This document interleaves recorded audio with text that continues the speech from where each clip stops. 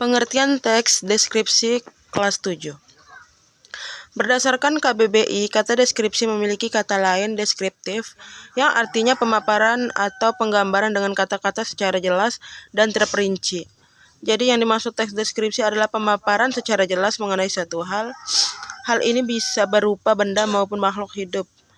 Tentunya supaya kita bisa memaparkan suatu hal dengan jelas, kita butuh detail-detail dari hal yang ingin dijelaskan dalam teks tersebut. Tujuan teks deskripsi. Menurut Utoredewo, tujuan teks deskripsi adalah menggambarkan bentuk objek pengamatan, sifatnya, rasanya, atau coraknya dengan mengandalkan panca indera dalam proses penguraiannya. Ciri-ciri teks deskripsi. Ciri teks deskripsi dibedakan berdasarkan 3 hal, yaitu tujuan, objek yang dideskripsikan, serta isi teks tersendiri. Berikut penjelasan lengkapnya. 1. Berdasarkan tujuan teks deskripsi. Teks deskripsi bertujuan untuk menggambarkan atau melukiskan sesuatu serinci dan sejelas mungkin mengenai suatu objek, suasana, dan perasaan. Yang kedua, berdasarkan objek yang dideskripsikan. Objek yang dibahas pada teks deskripsi bersifat khusus, dengan kata lain disebut personal atau individual. Yang ketiga, berdasarkan isi teks deskripsi. Isi teks deskripsi harus menggambarkan secara rinci, jelas, lengkap objek yang dijelaskan. Berikut struktur teks deskripsi. Sama seperti teks lainnya ya, teks ini juga memiliki struktur penulisan. Struktur teks deskripsi terdiri dari judul, kalimat topik, deskripsi, dan simpulan. Yang pertama, judul. Dimulai dari judul yang bertujuan untuk menggambarkan isi teks. Contohnya kayak judul teks di atas nih. Karena judul teksnya itu sekolahku, otomatis isi teksnya menggambarkan suasana di sekolah penulis. Yang kedua, kalimat topik. Kemudian ada kalimat topik yang berisi kalimat pembuka mengenai hal yang akan dijelaskan. Kalau pada contoh teks di atas, kalimat topiknya itu terdapat pada kalimat pertama, yaitu sekolahku tampak bersih. Di sini berarti penulis ingin memberi gambaran ke kita dan pembaca yang lain kalau sekolahnya itu terlihat bersih. Yang ketiga, deskripsi. Selanjutnya deskripsi bedanya dengan kalimat topik.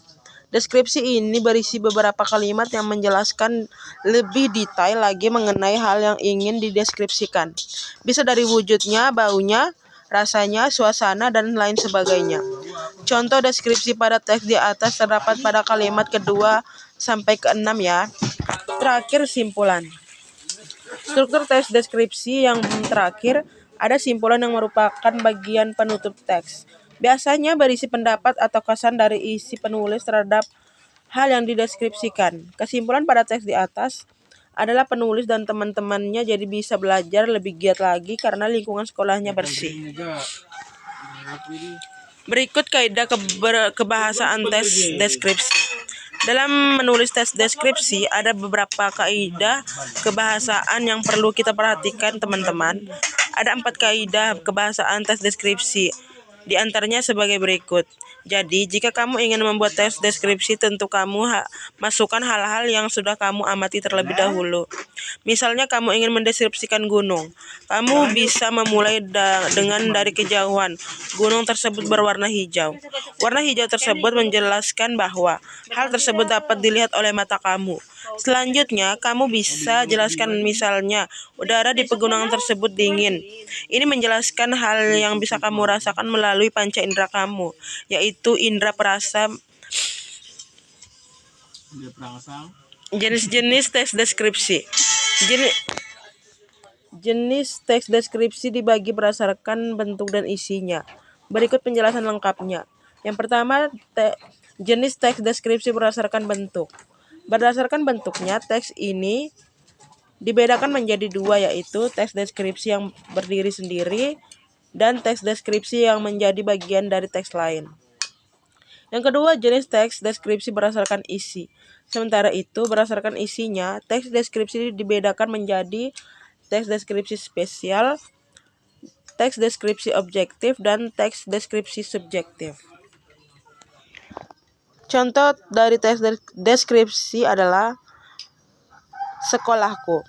Sekolahku tampak bersih, halamannya luas dan ditumbuhi rumput-rumput hijau yang membuat suasana tampak sejuk. Selain itu, di dalam halamannya ada pohon beringin yang cukup lebat. Ruang kelas sekolahku cukup besar. Semua lantai ruangan menggunakan keramik. Dinding kelasnya berwarna kuning, warna cat pintu dan jendelanya berwarna hijau. Itulah gambaran mengenai sekolahku. Sekolahku yang bersih membuat aku dan teman-teman lebih semangat dalam belajar. Dengan membaca teks tersebut, kamu dapat membayangkan bagaimana bentuk ruang sekolah dan kondisi sekolah tersebut. Tulisan jenis ini juga biasanya digunakan untuk menulis karya ilmiah. Jadi jangan lupa saat membuat teks deskripsi, tulis teks ini secara kronologis atau runtut ya. Hal ini bertujuan agar teks lebih terstruktur sehingga orang lain membaca tulisan kamu tidak bakalan bingung. Sekian.